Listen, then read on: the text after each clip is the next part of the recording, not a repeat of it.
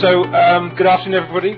My name is Will McIntee. I'm going to talk to you for the next 25-30 minutes on the latest installment of QBS Talks.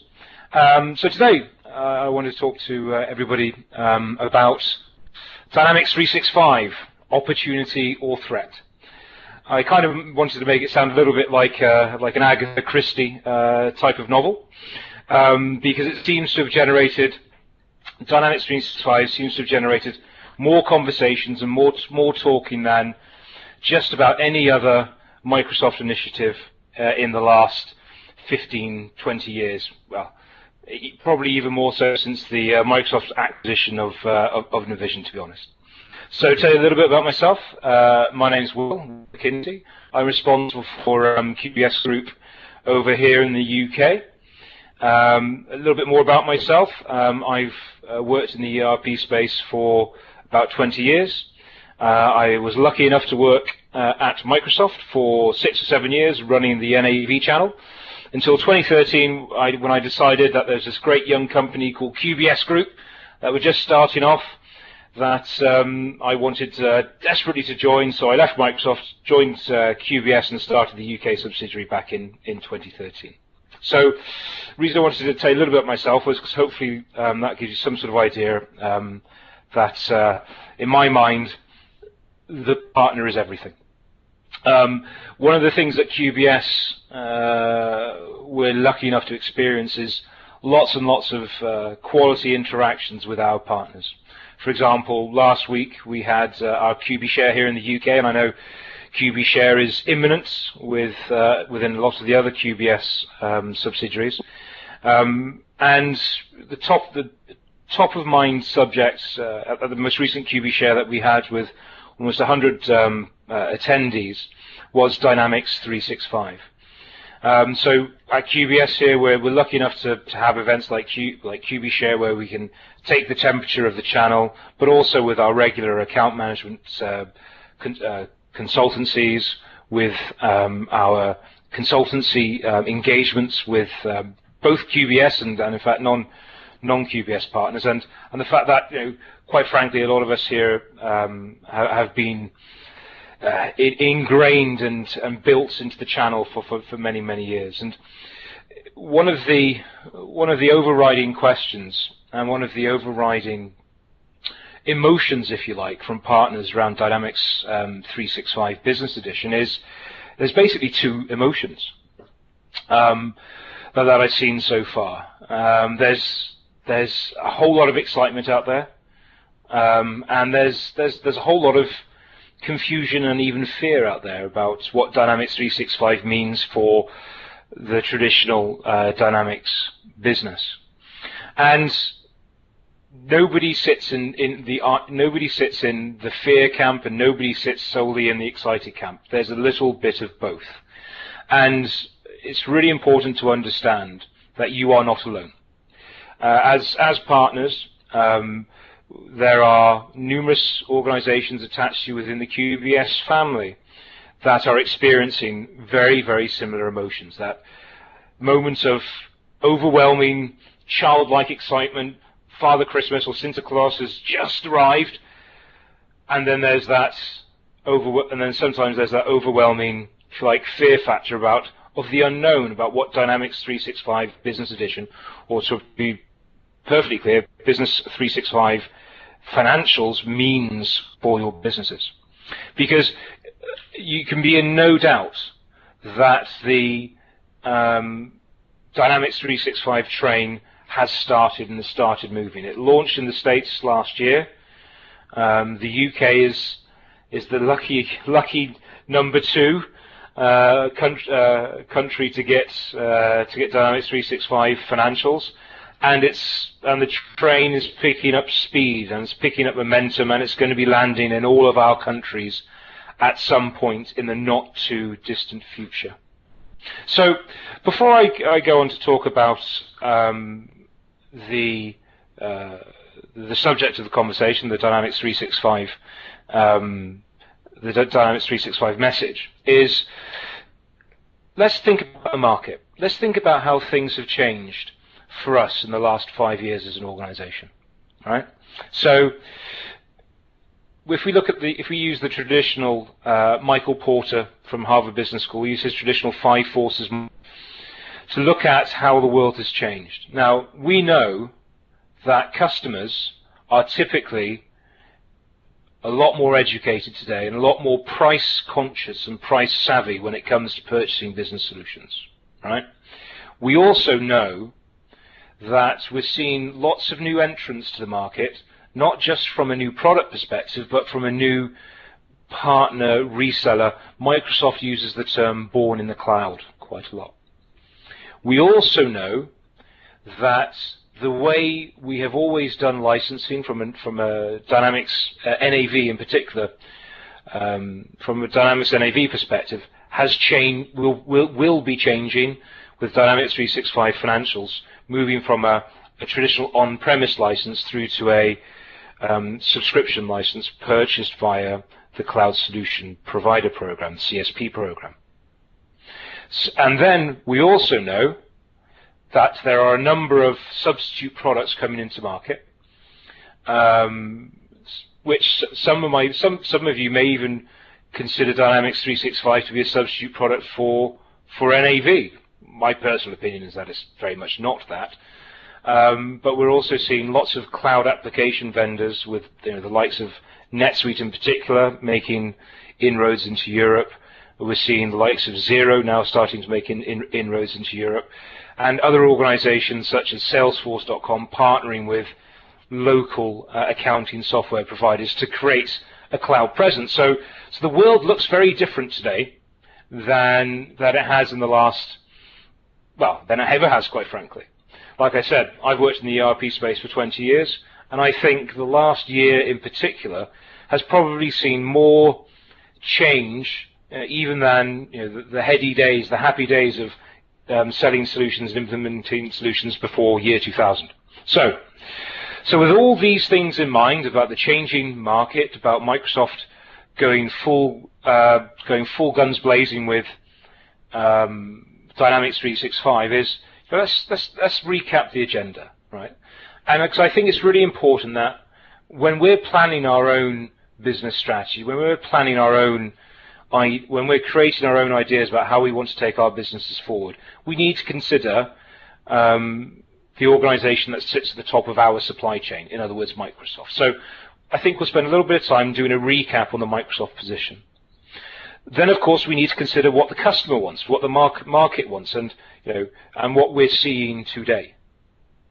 And then finally, again, having spoken to so many partners and speaking to my colleagues who've spoken to so many partners throughout Europe, I've tried to condense some of the choices available to you in an easy-to-consume format.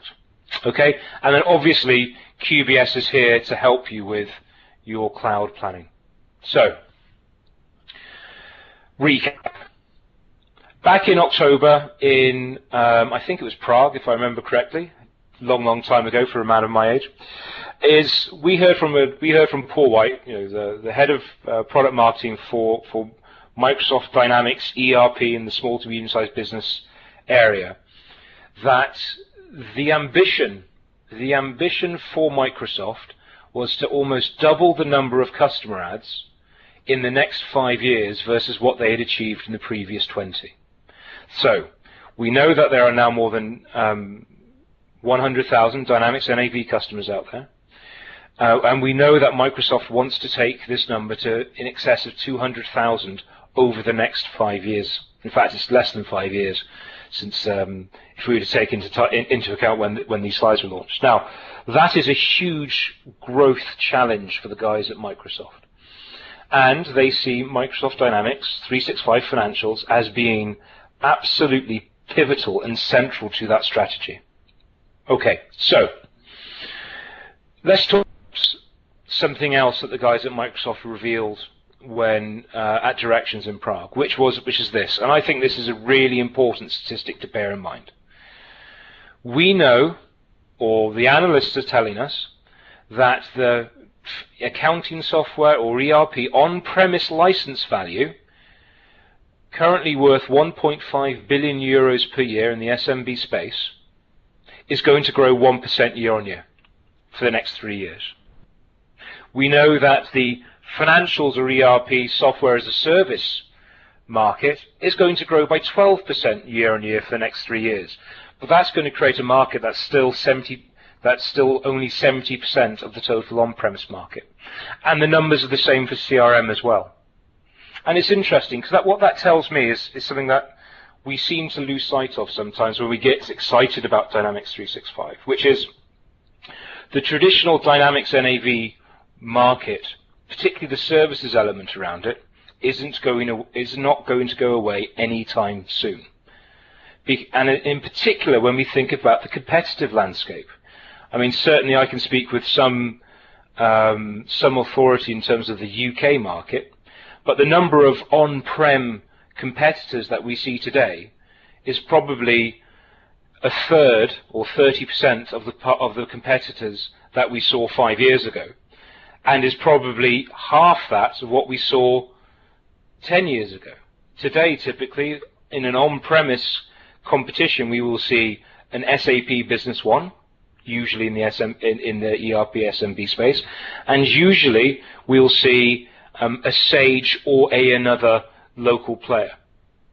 So that tells me that this on-premise market is a great place to be playing in if you have that existing capability and that existing services capability, and indeed that revenue aligned to that revenue growth aligned to that capability from a service perspective. So I think these are all important statistics. So let's think a little bit about what Dynamics 365 means from the strategy behind Microsoft Dynamics 365. One, you start with a component that you need. Obviously, Business Edition hasn't been released yet anywhere yet, apart from financials in the States. But we know it's going to be released in 2017, and we know that the strategy is that Microsoft is going to try and do what we would call a land and expand strategy, whereby a customer will take financials, sales, marketing, and service if they're choosing Business Edition, and implement one of those components, and then surround those components with the other components of Dynamics 365. Microsoft are really pushing this productivity message. When Microsoft talk productivity, really they're talking Office 365 and utilizing the rich Microsoft ecosystem to bring Dynamics to life. And we also know that Microsoft are making huge investments in terms of their business intelligence, their cloud business intelligence platform. And Microsoft are also really pushing hard the message and the strategy forward that no matter which aspect, which element of Dynamics 365 the customer chooses, is that Microsoft has the wrapping and has the toolkit and the partner ecosystem to be able to deliver change into those organizations.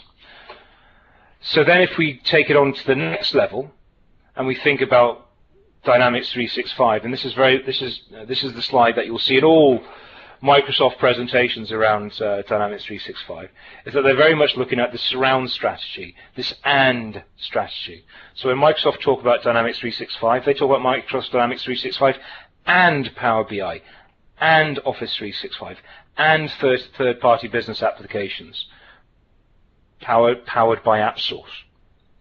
So this is a great place to be from my standpoint, from where I look at things.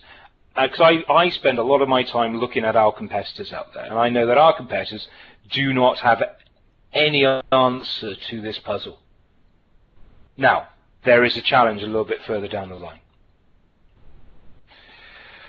So apologies, my PowerPoint has moved Marco up to the right-hand side, because the other thing that we also heard at Directions was Dynamics 365 for financials will eventually get functional parity with Dynamics NAV. And again, I think that's really interesting, because it means that we are going to be able to offer our customers a whole load of choice. Because Microsoft Dynamics NAV on-premise, or wherever it's called going forward, is not going to go away. It's too important to Microsoft, and it's too important to the partner ecosystem. One of the little bits of fear that pick up from the channel from time to time is, there's no such, Microsoft Dynamics NAVs disappeared off the Microsoft website. It's not on the Dynamics 365 page. My answer to that typically is wait and see. Microsoft is an oil tanker. We do need to remember this. When they start to make the turn, they cannot execute a complete change in messaging overnight. So I would encourage patience in that regard. Okay, but what we did here was lots and lots of go-dos, right? So we heard from the guys at Microsoft that we needed to go and create a bunch of repeatable resources. We need to go and invest in a new marketing message and make marketing the new form of sales, or as my colleague Hoos calls it, smarketing. You need to go and re-engineer whatever IP, whatever vertical solutions that you've created, load it up into AppSource and start selling AppSource. Go and learn Office 365, go and learn CRM Online, and we'll build new partnerships. Now, I have to say, when you take that into account, and bearing in mind the vast majority of partners out there are between 5 and 50 employee organizations, each one of these stacks up to be a sizable investment. And the overwhelming emotion, the overwhelming answer is gulp. Yeah? Which is, how are we as a SMB ourselves going to go about making the adjustments to our business to go and do that? We're excited by the opportunity, but we're slightly threatened by the opportunity. My answer to everybody is keep calm and carry on doing what you're doing today.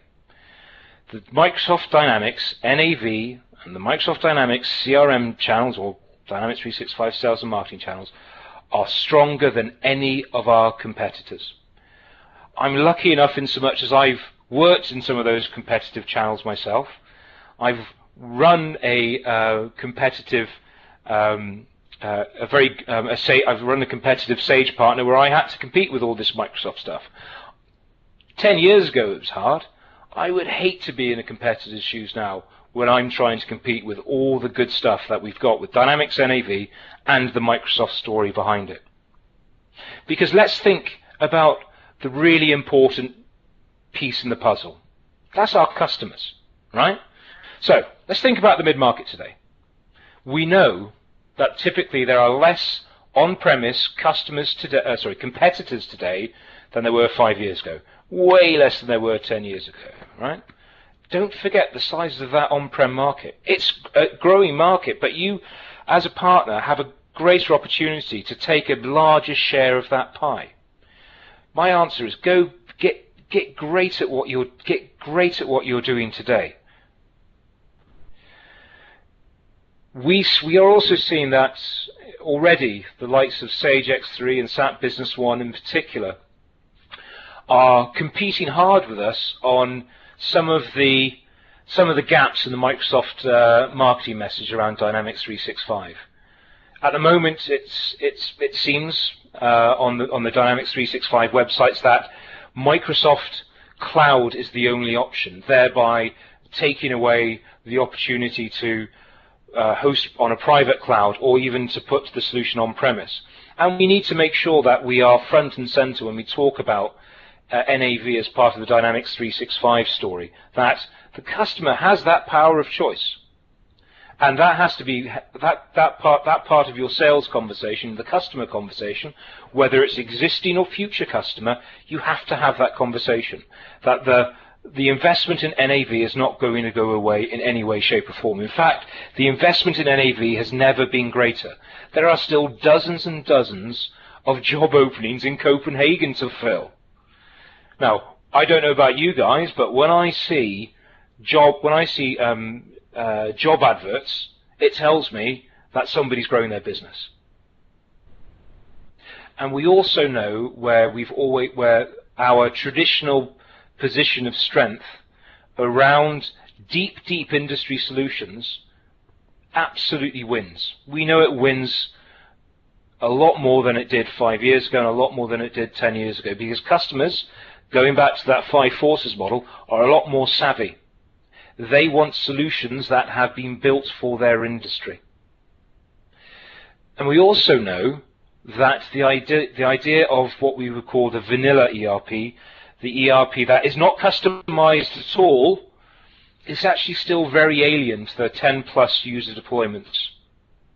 So when we see today, it doesn't matter whether it's been sold as a subscription, it doesn't matter whether it's been sold on premise, it doesn't matter whether it's been sold on Microsoft Cloud, private cloud, or on premise, is that the customer still has certain demands that can only be fulfilled by a certain degree of customization.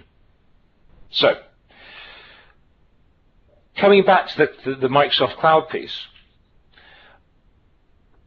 Microsoft made a really interesting announcement about 4 weeks ago, which was around Microsoft Dynamics 365 Operations, the product formerly known as AX, right? Which is in October when Dynamics 365 was launched. Actually, I do beg your pardon. Back in September, was that it was going to be a Microsoft Cloud only option. Microsoft actually listens, and this is one of the things that people are sometimes surprised to hear. Microsoft is a market-driven organization. They will listen to what the market is asking for. The market clearly said in the period of time that Microsoft launched Dynamics 365 Enterprise Edition Operations, that customers wanted to be able to take advantage of investments that they had made in their own private cloud or their own on-premise data centers. So I think that is really good news. So how's about this then? Let's think about some choices. Let's think about some really, really good choices that I think are available to partners today. All right. So there's a really obvious choice. 1, bury head here. Do nothing. Put your head in the sand. Pretend the world is flat. Do nothing. Now, I think that all of us in this call could probably agree quite easily that doing nothing is probably not the best idea. It may seem like a very cost-effective option in the very, very short term, but standing still is never the way to run your business. So we heard one of the go-dos from Microsoft was, hey, go create a new profit and loss. Go and build and maybe even set up an entirely new limited business or administration to run your Dynamics 365 practice for. What you could do is you may very well decide to build a separate P&L to measure this business, and I personally don't think that's a bad idea. That in itself isn't a particularly heavy expense, because a subscription-only business does need to be measured in quite a different way. Alternatively, rather than going out and getting brand new resources, is why don't you look at the resources that you have available internally at the moment? So, for example, you may have support staff who are looking to maybe become junior consultants. Maybe look at using those guys to start delivering what I would call remote implementations, and maybe assisting the sales process as part of that. One of the things I've always found fascinating is when I've worked, and in fact this is where I started out my whole career in IT, was sitting on the support desk, is one of the things you learn very, very quickly on sitting on a support desk is you learn to communicate with your customers super effectively without having to drive 200 kilometers or 200 miles to have a face-to-face conversation. So actually your support consultants may actually be your implementation consultants of the future when it comes to this new repeatable model. You also may want to think about what your future resourcing looks like. Now, we know, all of us, to our own, if you like, we know, all of us, that we have a challenge with resources within the channel. So at the moment, we're basically recycling resources, consultants moving around from partner to partner to partner, and that's That's not good for anybody, quite frankly. So we need to address this challenge of creating new resources within the channel, and maybe your resource pipeline needs to reflect this in terms of the type of person that you're going to go and add to your organization. Is it going to be an experienced NAV consultant developer with 10, 15 years experience with the associated price tag? Or is it going to be somebody with 1 or 2 years of experience who's sat in a finance office that wants to progress their career and become a remote implementation consultant on your support desk? It's a very different way of thinking about creating this new repeatable business than going and creating a brand new business from scratch. Is starting to plan in a certain degree of evolution within your organization. So choice 3, IP. Now this is what the NAV channel is famous for, is the creation of amazing IP for vertical solutions.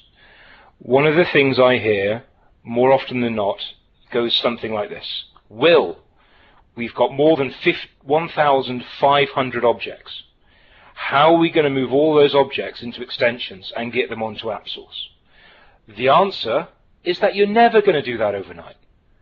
But what you should be able to do is to be able to decide what pieces of functionality that can be encapsulated within a single app, or indeed this concept of a solution app, what can be moved across that adds immediate value to a vanilla Dynamics 365 solution to make it an industry solution. It's not about doing the whole big bang. Migrate the code on a function by function basis. And one of the things that I'm also beginning to see is the appetite for the more vertical you are, the better the solution, and in fact the price premium and margin that you can attract to it. Personally, I think there is going to be a lot of competition around the more horizontal IP that's attached to Dynamics 365, because we're not also going to be working with the existing Dynamics IP vendors, but also the new entrants, the born in the cloud IP, such as Expensify, Concur, and organizations like that. You also need to think about how you're going to sell that IP. Are you going to sell that IP through your own billing model, your own provisioning model? That's a substantial investment in its own right. Would you be better off making that investment in your code and your code delivery and using somebody like, and I apologize for the sales piece, or would you be better off working with QBS, and we can use our cloud distribution platform to distribute your apps not only to the QBS community but actually to the end user as well for you? But what I would suggest that you do is start working in Excel. Make it work in Excel. Build a budget. Once you have a budget that you are satisfied with, then start planning. Okay? And the final thing I would say is this, is we all suffer from what I call the not invented here syndrome. So in other words, if we do not handcraft and build our own code, then it has to be terrible and rubbish. Well, I have to say this, guys, is that I'm seeing a lot of success out there with organizations that are with partners that are utilizing nearshore and farshore organizations. So do not discount those ways of migrating your code out of hand. Consider them, evaluate them, get them to do some sample work for you, because actually it can be easier to plan in IP migration that way, as opposed to trying to fit IP migration in and around other customization, bespoke work, and the typical chargeable work that you do on a daily basis. So, choice 3, move IP to the Dynamics 365 model. Option number 4, forge new relationships. And I'm going to speak from personal experience here. In the UK, we have seen literally thousands of small accounting firms jump onto cloud accounting platforms. So, for example, 5 years ago, a company called Xero, that's Xero.com, was starting to get a little bit of momentum, but they started their growth started to slow somewhat because they were competing with Sage, and this is very small accounting financials software, and they basically went all in terms of recruiting an accountancy network that they monetized to build a network that basically wraps all of their business advisory services, like audit services, month-end services, payroll services, wraps all of those services around the Xero application. And eventually they got 4,000 of these customers. Sorry, 4,000 of these accountants. Once their accountancy channel got, let's call it mature, the number of Xero customers quadrupled in a year. Went from 15,000 to 60,000 customers in a year because of the relationships that they created with accountants. Now, I'm not saying that each individual partner should go and work with dozens and dozens of accountancy firms, but we all work with accountancy firms in some way, shape or form. You must know 3 or 4 accounting firms that you think that you could start to provide technical enablement services for their business advisory services. And it's not just about, when I talk about forging new relationships, it's not just about working with these business advisors, the accountants, the financial advisors, but it's also about plugging some of the gaps that we have in the delivery. Going back a few slides, we saw that Dynamics 365 from a Microsoft strategy perspective is actually part of a larger picture of Office 365, Power BI, and the other Dynamics 365 components. One of the things that we must start to consider is that we need to start thinking about how we address that message around Office 365, how we address that message around CRM Online or Dynamics 365 Sales and Marketing, and how we address the opportunity around Power BI. Now, one of the go-dos, which I said very much tongue-in-cheek, was, hey, go and hire a bunch of guys and build some capability around CRM, build some capability around Office 365. Well, actually, wouldn't a strategic partnership make sense? Because then suddenly you get a potential of scale. Now, if you're working with a local Office 365 business that has 100 customers, you've got 50 customers. There is a great cross-sell opportunity in terms of you giving that partner access to your customer list and vice versa, and doing some co-marketing together. To me, that makes a lot of sense, and it helps fulfill that Microsoft vision. Because don't be mistaken in thinking that customers will not find out about that message. So, when it comes to building these new relationships, be strategic. Think co-marketing and think co-selling, and also don't do it in the short term. I see lots and lots of ad hoc, one-off relationships that actually end up in a position where you're not necessarily profiting from the relationship. You want to make sure that, first of all, the customer service is guaranteed, and then you want to make sure that there's longevity to that relationship. So, and then there's finally number 5, which is do nothing, but do nothing intelligently. Accept the fact that the world is changing. Accept the fact that the Dynamics 365 train has headed out of the station and will be arriving in your country at some point in the not too distant future. But when I say talk about do nothing intelligently, number 1, take advantage of what Microsoft is doing at the moment in terms of the messaging. I know that we've all probably seen that the Dynamics web pages on Microsoft.com have changed to be only really about Dynamics 365, and to find Dynamics NAV stuff and Dynamics CRM stuff, you gotta really drill into it. But Microsoft will fix that, I have no doubt about it, to be honest. But there will be a lot of opportunity generated from this new Microsoft messaging. So you need to think about having your own message, your own marketing message, aligned with Dynamics 365 Business Edition. So it's not just about addressing financials, it's about addressing the pain points around sales and marketing as well, which is why the partnership thing may be key for you guys. You also need to be really, really vigilant and really, really diligent on your sales process. Yeah?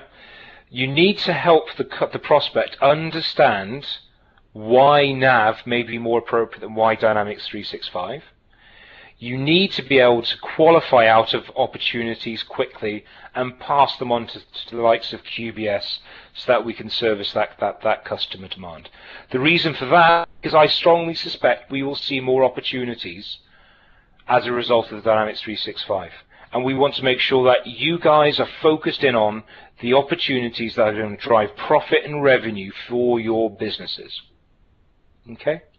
And the feedback that we're hearing anecdotally from the States today, where Dynamics 365 Financials was launched, is that, quite frankly, the vast majority, I can't get an exact percentage, but a high majority of Dynamics 365 Financials inquiries actually become Dynamics NAV or Dynamics GP opportunities and eventually customers.